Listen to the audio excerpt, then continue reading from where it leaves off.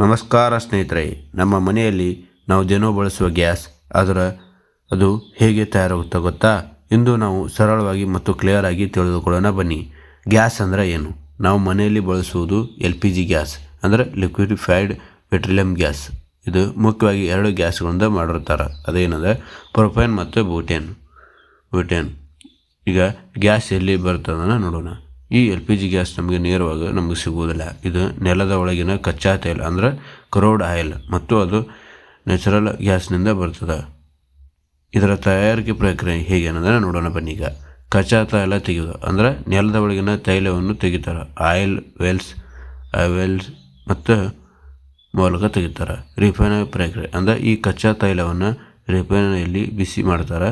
ಅದರಲ್ಲಿ ಬೇರೆ ಬೇರೆ ಪದಾರ್ಥಗಳನ್ನು ಬೇರ್ಪಡಿಸ್ತಾರೆ, ಆವಾಗ ಬರ್ತದೆ. ಈಗ ಗ್ಯಾಸ್ ಬೇರ್ಪಡಿಸೋದು ಹೇಗೆ ಅಂತ ನೋಡೋಣ.